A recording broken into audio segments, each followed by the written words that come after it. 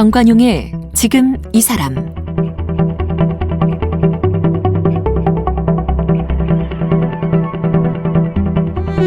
여러분 안녕하십니까? 정관용입니다. 우리 사회가 양성평등 사회로 향해 가면서 이 사회 곳곳에 여성 비율이 높아지고 있는데 검찰 쪽도 그렇습니다. 전체 검사 가운데 여성 검사 비중 벌써 30%를 넘었어요. 숫자가 많아졌다고 조직 전체가 성평등한 문화로 바뀌었다고 단언할 수는 없지만 분명 조금씩 달라지고 있겠죠. 자, 여성 검사 하면 어떤 이미지가 떠오르십니까? 검사 이미지가 워낙 날카롭고 냉정해서 여성 검사도 마찬가지로 차갑고 날카롭게 느껴질 수 있는데, 얼마 전에 동기 두 분과 함께 여자, 사람, 검사 이런 제목의 책을 출간한 김은수 검사는요, 검사 일이 아이를 키우면서 병행하긴 분명 어렵다. 그런데 엄마가 된 후에 세상을 보는 눈이 보다 깊어져서 이제는 가슴으로 사건을 이해하게 됐다. 이런 여성 검사만의 자부심, 뿌듯함을 이야기하고 있는데요. 김은수 검사 만나봅니다.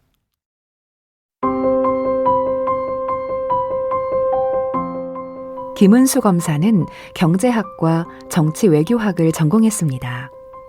갈등을 해결하는 것은 법이라는 사실을 깨닫고 로스쿨에 진학했습니다. 2013년 검사로 임관했습니다. 고등학교 때는 시와 소설에 빠져 지낸 문학소녀였고, 대학교 때에는 연극, 뮤지컬, 영화에 빠져 연극 동아리에서 활동했습니다. 정의구현이라는 가치 아래 나쁜 사람들이 제대로 처벌받을 수 있는 범죄 없는 세상을 꿈꾸고 있습니다. 얼마 전에는 동기인 박민희 서아람 검사와 함께 여자, 사람, 검사를 출간했습니다.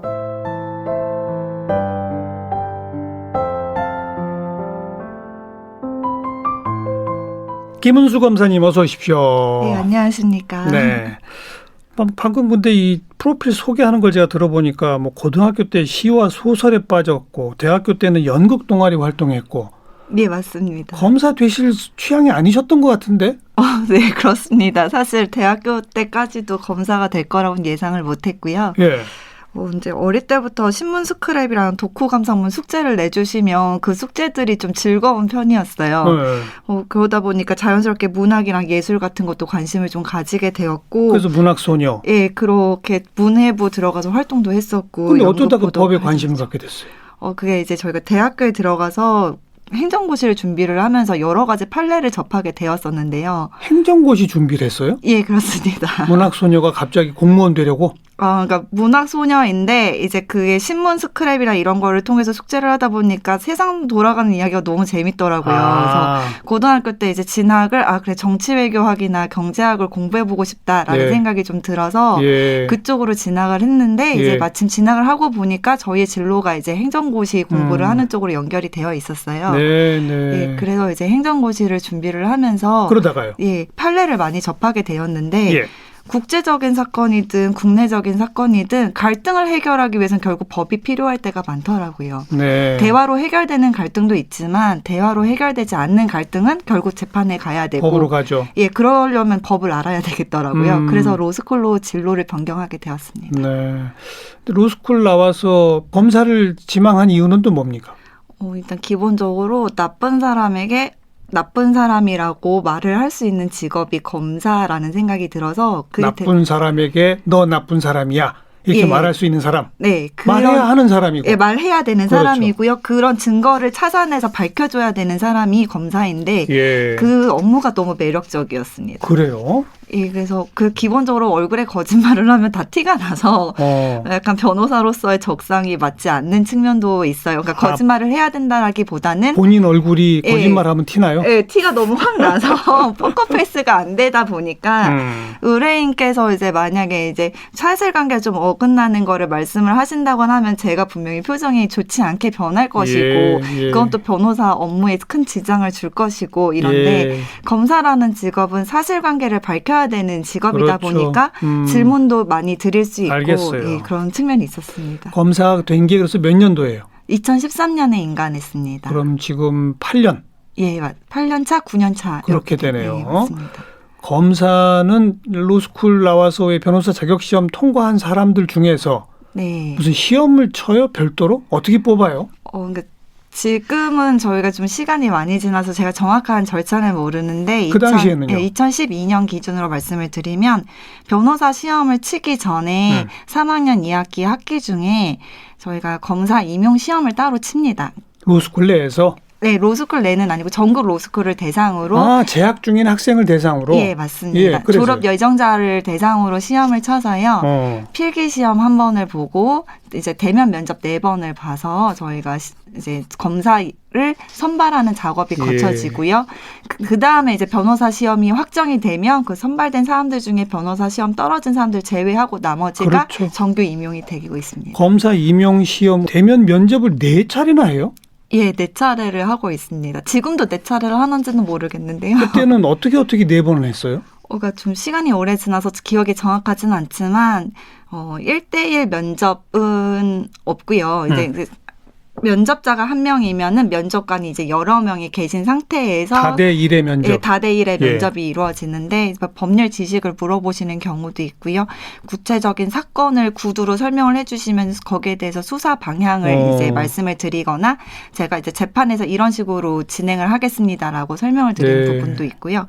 면접자를 3대 3으로 이렇게 앉혀놓고서 토론을 시키기도 하는데요. 토론식도 예, 있고. 근데 토론도 주제를 주시면 저희가 어떤 입장을 고르는 건 아니고요. 당신은 이런 입장에서 해봐라. 당신은 이런 입장에서 해야 된다라고 해서 입장을 정해주시고 저희가 이제 토론을 준비해야 되는 그런 시험. 그건 토론 능력을 체크하는 거네요. 예, 그렇습니다. 그런 면접도 있고. 네, 그리고 마지막에는 이제 법무부에 가가지고 최종 면접을 보는데 이제 그게 이제 약간 인적성 평가라고 해야 되나 압박 면접이라고 해야 되나 다양한 걸 물어보시는. 어려운 질문이 뭐였어요? 개인적으로 가장 어려웠던 질문은 일과 가정의 양립을 어떻게 해결할 거냐라는 질문이 가장 어려웠습니다. 뭐라고 답변했어요?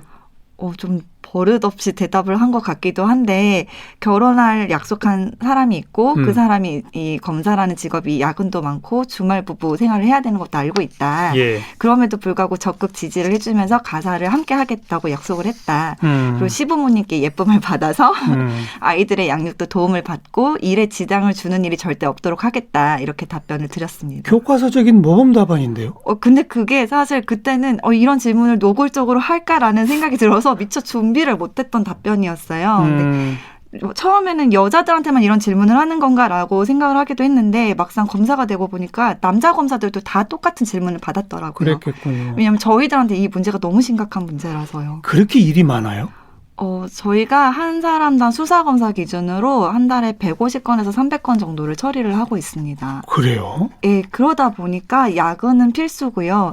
2년에서 3년마다 저희가 이동을 해야 되고. 그렇죠. 지역 이동하죠. 네, 그때 가족들을 데려갈 수 있는 사람도 있지만 못 데려가는 사람도 그렇죠. 너무 많고요.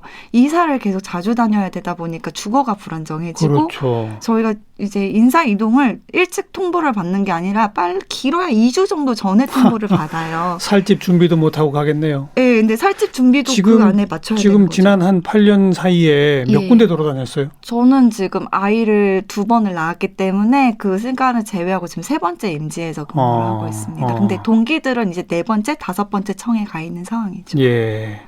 우리 김은수 검사가 사실 필명이죠. 예, 맞습니다. 그래서 지금 어디 소속인지를 이제 제가 밝히지 않겠는데 네. 어쨌든 매일 야근이다 거의. 예, 맞습니다. 그리고 2년마다 돌아다녀야 된다. 지역도 바뀐다. 네. 그것도 2주 전에 통보받으니 살집도 구하지 못한다.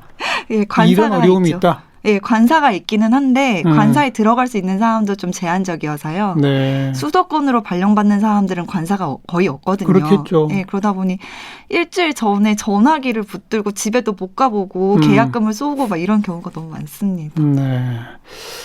그 검사도 하는 일이 좀 다르죠. 예, 맞습니다. 뭐 어떤 크게 나누면 수사검사, 공판검사 이렇게 나누나요? 예, 맞습니다.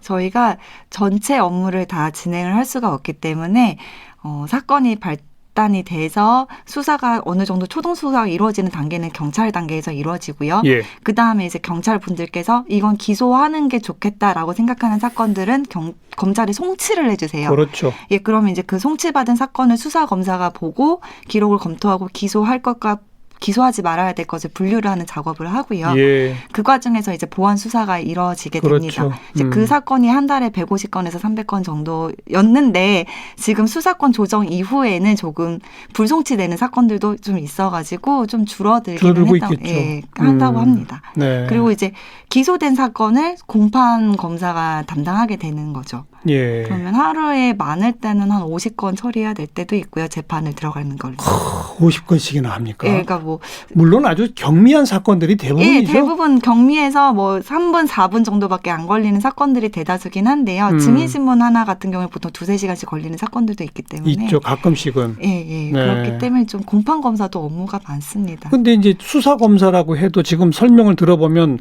대부분 경찰이 수사를 해서 네. 기소 불기소 의견을 가지고 송치를 한다. 네, 그럼 검사는 서류를 검토한다 그랬잖아요. 그러면서 보안 수사 지시 같은 거 한다 그랬잖아요. 네, 네. 근데 영화에 나오는 검사들은 안 그러잖아요.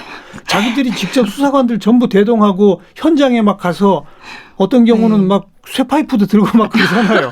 그런 거 없어요? 아, 이게 물론 그런 역할을 하시는 검사님들도 간혹 계시긴 하죠. 저희가 이제 속칭 인지부서라고 해서 예. 이제 지금은 그 명칭이 바뀌고 역할도 축소됐긴 했습니다만 특수부라는 그렇죠. 조직이 있고 검찰이 직접 수사를 하는. 네, 예, 그런 조직이 있어서 이제 물론 몽둥이나 쇠파이프를 직접 들고 가시는 건 아니지만 사건을 처음 접수하는 단계부터 아예 네. 새로 모든 걸 수사하시는 분들이 분명히 계십니다. 그렇죠. 네네. 우리 김 검사는 그런 쪽은 안 해봤어요? 네, 저는 아직 연차가 부족해서 일반 형사부에서 근무하고 있습니다. 그럼 지금까지 8년 동안 전부 일반 형사부에서 수사검사로 했어요? 네, 수사검사로 근무한 적도 있고요. 이제 공판검사로도 6개월씩 해봤어요? 예, 근무를 했습니다. 각 청마다 6개월씩 근무를 했죠. 다시 돌아가서 맨 네. 처음 검사 임명되면 수습기간이 있죠. 네, 맞습니다. 그때는 뭐 해요? 네, 수습검사는 정말 말 그대로 지도검사님 방에 들어가가지고요. 책상을 배정을 받아서 저희 사건도 한 3달 동안 150건 정도 배당을 받습니다. 그럼 그 사건을 저희가 소환하는 단계부터 전부 다 저 혼자서 직접 해야 되는 거예요. 밑에 수사관 없어요? 네, 수사관도 계시는데 이제 수사관님들한테 정가조회나 뭐 이런 거 간단한 건 부탁드릴 수 있지만 기본적인 원칙은 이제 저희가 직접 피의자나 피해자분들을 전화로 소환 일정을 잡고 그분들을 불러서 조사를 하고 이 사건에 대한 결정문도 저희가 써보고 필요한 영장 있으면 직접 작성도 해보고 그런 그러면 연습을 일반 합니다. 검사랑 큰 차이가 없는데요? 네, 똑같습니다. 근데 다만 저희가 아직 법률적으로 조금 더 검토가 필요한 부분이라든지 이제 선배 검사 입장에서 저희가 놓친 부분이 있는지 여부를 지도 검사님이 한 번 더 봐주시는 거죠. 네. 그래서 그 수습 기간 동안 어땠어요? 딱 출근하면? 저희 지도검사님이 매우 성실하게 지도를 해주셔서 7시 반에 출근을 해서요. 1시간 동안 이제 지도검사님께 전날 배당받은 사건에 대해서 제가 보고를 드리면 제가 세운 처리 방향에 대해서 코멘트를 해주십니다. 예. 그러면 이제 그 부분대로 저희가 계획을 세워가지고 수사를 진행을 하고요. 낮에는 근무 시간에는 제가 이제 사람을 불러서 조사를 하고 야근을 하면서 이제 결정문을 쓰고 필요한 영장 같은 걸 작성을 하고 이런 식으로 업무를 했습니다. 근무 시간 중에 이제 피의자나 이런 사람들을 불러다 조사하는 거잖아요. 네, 맞습니다. 그 사람들이 고분고분해요? 소환하는 단계부터 매우 어렵습니다. 이제 저는 이제 그때 29살이었거든요. 근데 목소리도 앳되고 이러니까 저 어느 직원 김은수 검사입니다. 소환 때문에 전화를 드렸습니다. 그러면 너같이 어린 삐리리가 무슨 검사냐. 난 대통령이다. 막 이러시는 분도 계셨고요. 다짜고짜 막 욕을 하시면서 보이스피싱 아니냐고 너가 검사를 증명해보라고 하시는 분들도 많으세요. 그렇죠. 예, 요새 보이스피싱이 검사 사칭이 많으니까. 네, 그런데 한참 어리버리한 목소리로 이렇게 막 제가 전화를 드리니까 못 믿으시는 거죠. 그렇죠. 이제 검찰청 대표 전화 통해서 다시 이제 확인이 들어와서 사과하시고 이제 나와서 조사 받으시고 그러시죠. 조사는 출석한 다음에는 고분고분해요? 이제 처음 검찰청에 오시는 분들은 많이 긴장하시고 그러시는데 여러 번 오신 분들은 이제 초임 검사인 게 눈에 보이나 봐요. 그래서 조금 더 세게 말씀도 하시고 약간 이제 기싸움 같은 걸 하시려는 분들도 있는데 기본적으로 본인들이 사실관계를 바꾸실 수는 없다 보니까 조사가 끝날 때에는 죄송했습니다라는 말씀을 하시면서 가시죠. 묵비권 행사하는 사람들도 많죠. 많지는 않은데 있습니다. 그런 경우 어떻게 해요? 좀 당황스럽기도 하지만 검사 일을 하다 보니까 그분들이 자포자기하는 심정으로 좀 감정이 격해지셔서 묵비권을 많이 행사들을 하세요. 뭐 내가 말해서 달라져? 야한 생각들도 많이 하시고요. 그러면 저희들이 조사한 바에 의하면 너무 불리한 증거가 많은데 이 부분에 대해서 해명을 해주시는 게 도움이 되지 않겠습니까? 그렇죠. 그리고 만약에 범죄를 저지른 게 사실이라고 하신다면 그 배경에 혹시 불우한 환경이 자리하고 있을 수도 있는데 그 부분을 법원에서 참작하실 수도 있습니다. 살살 꼬시는군요, 이렇게 말하도록. 네, 좋은 말로 이제 저희가 말씀을 편하게 하실 수 있도록 환경을 조성해 드리려고 노력을 하고 있습니다. 그다음 공판검사로 재판정에 들어갔을 때는 아마 제일 당혹스러운 게 조사 받을 때 또 그 진술 조서에는 분명히 무슨 행위를 했다고 해놓고 네, 맞아요. 법정에서 말 바꾸는 경우 많잖아요. 매우 많죠. 그런 경우 어떻게 해요? 일단 기록을 좀 많이 외우고 들어가기 때문에 사실 거짓말을 하시는 건지 아니면 새로운 얘기를 하시는 건지가 좀 빨리 판단을 하게 돼요. 예. 그래서 일단은 그분이 하시고 싶은 말을 제지하기보다는 충분히 다 말씀을 하시도록 저희가 시간을 드리고요. 네. 그다음에 이제 저희가 들으면서 증거랑 달랐던 부분에 대해서 집중적으로 질문을 드립니다. 그러면 이제 본인이 거짓말을 하셨던 분은 제가 잘못 판단해서 잘못 말한 것 같다라고 사실을 정정하시는 분들이 대부분이시고요. 그럼에도 불구하고 끝까지 거짓말을 하시면 이제 위증죄로 수사를 하는 경우도 있고 만약에 그게 아니라 정말 사실관계가 다른 부분 같은 경우에는 헷갈렸다 뭐 이런 경우. 예, 그런 부분 같은 경우에는 저희도 그걸 되게 귀담아 봅니다. 왜냐하면 검사는 유죄를 받으려고 노력하는 사람이 아니라 사실관계를 밝히려고 노력하는 사람이거든요. 그래서 저희들은 사실관계가 밝혀질 수 있도록 최대한 협조를 하려고 노력하고 있습니다. 뭐 검사 임용 과정 또 수사 검사, 공판 검사 뭐 간간히 좀 이렇게 저희가 분위기 느껴보려고 이런저런 질문을 드렸고 오늘 이제 모시게 된 거는 이 동기 두 분하고 여자 사람 검사라는 제목의 책을 내셔서 이제 모신 건데 이 책은 어떻게 내게 됐어요? 이게 저희들이 엄마 검사인데요. 셋 다? 네, 셋 다 엄마 검사인데 육아휴직 중에 저희들이 받는 질문이 직업이 검사라고요? 이런 질문을 너무 많이 받아요. 그러니까 엄마라는 사람이 직업이 검사인 게 너무 드문 일인 거죠. 그렇죠. 그런데 이제 미디어에선 저희들이 뭐 매우 차갑게 그려지고 좀 많이 다른 사람처럼 보이시니까 저희는 검사다라는 것이 아니라 저희는 사람이고 여자이고 근데 검사인 거예요라는 책을 한번 써보고 싶었어요. 그냥 우리도 같은 사람이고 같은 여자면서 같은 직장인이다. 네, 맞습니다. 그런 얘기를 드려보고 싶었어요. 네. 지금 제가 또 오늘 시작하면서 전체 검사 중에 여성 검사가 30%다라고 했는데 같은 기수들 중에 여성 검사 비중은 어느 정도 돼요? 요즘 젊은 친구들. 그러니까 제가 좀 로스쿨생하고 사법연수원생 출신들하고 같이 섞여 있는 기수인데요. 이걸 다 합치면 절반 이상인 기수도 있습니다. 저희 또래 기수들은요. 절반인 기수도 있고 절반 이상인 기수도 있고 그래서 여자가 소수인 직장은 이제 더 이상 아니라고 생각을 합니다. 네. 요즘은 그러니까 여자가 더 많은 거죠. 네, 많을 때도 있더라고요. 젊은 검사들 가운데서는 여성 검사가 더 많은 거죠. 예, 그러니까 많은 기수도 있고 좀 부족한 기수도 있고 비슷비슷하다. 비슷해서 어느 성이 더 많아졌다 이렇게 말하기가 이제는 힘든 상황이 된 거죠. 근데 부장검사 이상급들은 여전히 남성이 절대적이죠. 예, 훨씬 맞습니다. 근데 그거 자체는 애초에 출발할 때 평검사 단계에서도 여성 검사가 적었었기 그러니까요. 때문에. 제가 그 얘기를 하는 거예요. 네, 그런 상황이죠. 앞으로 한 10년만 지나면 부장검사, 검사장급도 남녀가 비슷해지지 않을까요? 그러기를 저희가 희망하고 있습니다. 그러니까, 검사로 일하다가 검사직을 그만두고 일찍 나가서 변호사로 가는 경우들도 있잖아요. 예, 많죠. 네. 남성들의 그렇게 이직률이 높아요? 여성들의 이직률이 높아요? 비슷비슷한 것 그것도 같습니다. 비슷비슷해요? 네, 그러니까 딱히 남자라서 더 이직을 잘하고 여자라서 더 이직을 잘하고 이런 거는 아니고요. 그때 개인이 처한 환경에 따라서 선택을 하시는 것 같아요. 네. 좋습니다. 우리도 똑같은 여자고 똑같은 사람이고 똑같은 직장인입니다. 네, 맞습니다. 그러나 경무에 시달리는 직장인입니다. 그런 거죠? 네, 맞습니다. 출산 휴가는 제대로 줘요? 주죠. 주는데 산전산후 휴가를 잘 줘요? 네, 저희가 출산 휴가를 한 명 낳을 때는 이제 90일을 보장을 받고 쌍둥이를 낳을 때는 120일을 보장을 받습니다. 근데 다만 저 같은 경우에는 출산휴가를 들어가고 나서 제 업무를 인수인계 받을 후임이 바로 지정되기가 좀 어려운 상황이었어요. 인력이 부족해서. 예. 그러다 보니까 이제 제가 들어가 버리면 이게 펑크가 생기잖아요. 예. 그러니까 그 공백을 최대한 어떻게 메꿔보려고 좀 버티다가 출산휴가를 좀 미루다가 아기를 조산했죠. 네, 그런 경우가 있죠. 조산을 하셨어요? 네, 그러니까 제가 그럼 이제 출근했다가 막 진통이 온 거예요? 네, 맞습니다. 진짜로? 네, 출근을 했는데 밤에 좀 배가 아프더라고요. 근데 이제 그게 진통인지 몰라서 출근을 했는데 검사님 배가 아픈데요? 그리고 후배 검사님한테 말씀을 드렸더니 선배 그거 진통 같다고 빨리 부장님한테 가보라면서 이렇게 내쫓더라고요. 그래서 부장님 배가 아픈데요? 그랬더니 부장님이 차장님께 보고 드리고 가자고 네. 빨리 병원 가라고 해서 이제 진통인데 차장실 올라가서 보고 드리고 그리고 이제 병원에 갔다가 아기가 나왔죠. 간지 얼마 만에, 몇 시간 만에?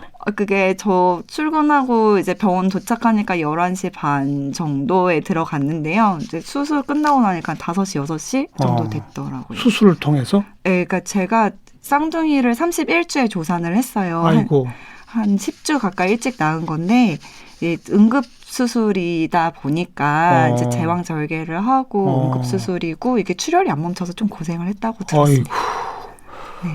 그 검찰청 내에서도 참 다들 긴장했겠어요. 검사가 출근했다가 막 출산 임박해서 네. 진통이 온다 그러니 뭐 어떻게 대처할 수도 없고.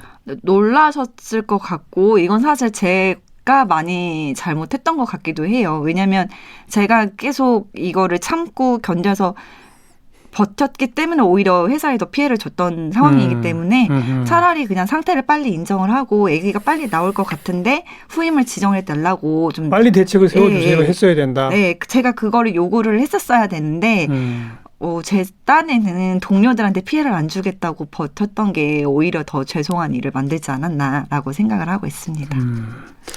그 일반 직장의 경우 뭐 네. 아주 큰 좋은 대기업들은 요즘 안 그러다고 그러지만 네. 여전히 뭐 중견기업이나 작은 기업들 같은 경우 되면 그 직장에 피해 줄까 봐 임신 출산도 자꾸 미루게 되고 막 이런 이상한 분위기도 있잖아요. 네네네. 검찰청은 안 그래요?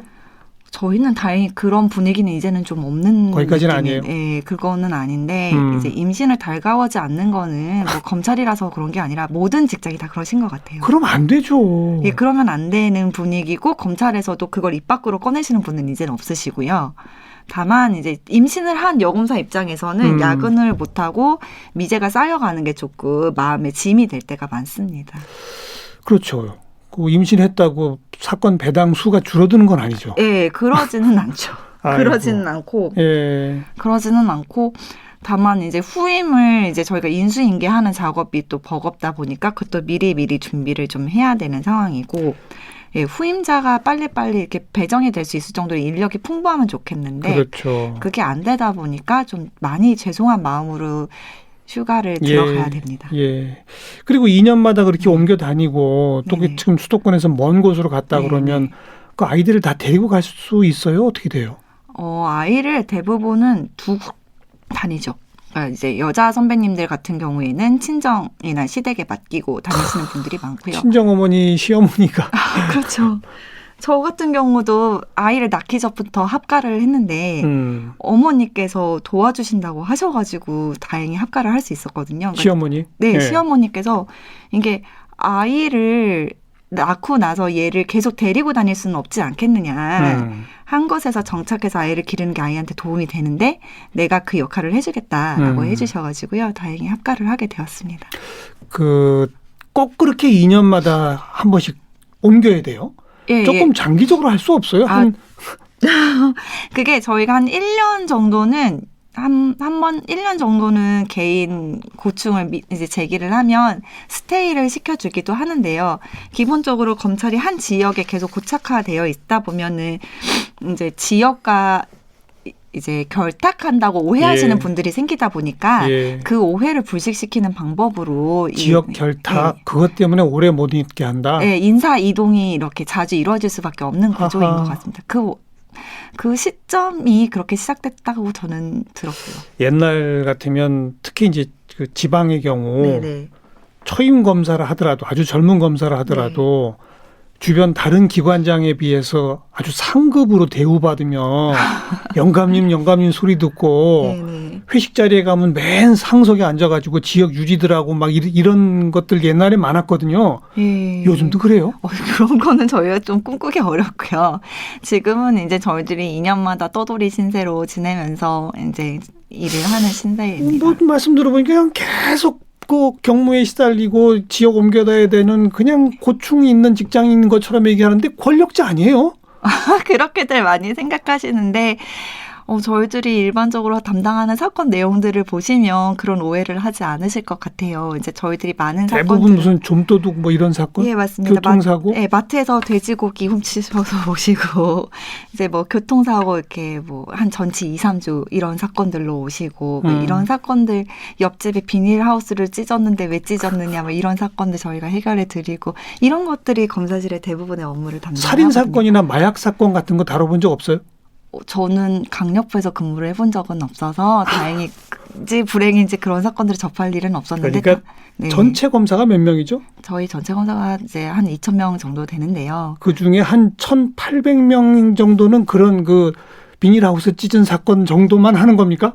뭐 그렇다고 보시면 되지 않을까요? 근데 물론 이제 저희들이 그런 사건만 다루는 건 아니고 이제 강력 살인 사건, 마약 사건 이런 사건도 많이 처리를 하지만 주로 하는 업무들이 이제 뭐 게임장 사건들이라든지 아니면 이제 사기 사건들을 주로 다루거든요. 예. 보이스피싱 피해 보신 분들이라든지 검사도 보이스피싱 당해요? 간혹 당하시는 분이 있다는 소문을 들은 적이 있고요. 저희 책 공동 저자인 박민희 검사가 사기를 당할 뻔한 적은 있었어요. 이야. 제가 오늘 시작하면서 엄마가 되고 나니 사건을 바라보는 눈이 더 달라졌더라 이런 말 하셨다고 제가 했는데 마지막으로 어떻게 달라졌어요? 저 같은 경우에는 이제 엄마가 되고 난 다음에 재판정에 섰을 때 그 피해자의 가족 그다음에 피고인의 가족이 눈에 들어오기 시작하더라고요. 그 전에는 피해자와 피고인의 관계로 이 사건을 보았다면 이 사건으로 구속되었을 때 피고인의 가족은 어떻게 생계를 예. 유지할 것인가. 예. 그리고 피해자의 가족은 이 고통을 어떻게 예. 함께 짊어지고 있는가. 이게 눈에 더 보여서 마음이 더 좀 무거워진 것 같습니다. 그래요. 내가 가족을 이뤄보니 가족이 보이더라. 예, 맞습니다. 그 말씀이시네요. 네. 앞으로도 좋은 검사로 우리 사회의 이 정의 실현을 위해 네. 노력해 주시기 부탁드릴게요. 네. 고맙습니다. 감사합니다. 오늘 함께하신 정관용의 지금 이 사람은 KBS 홈페이지와 모바일 콩, 다양한 팟캐스트를 통해 다시 들으실 수 있습니다.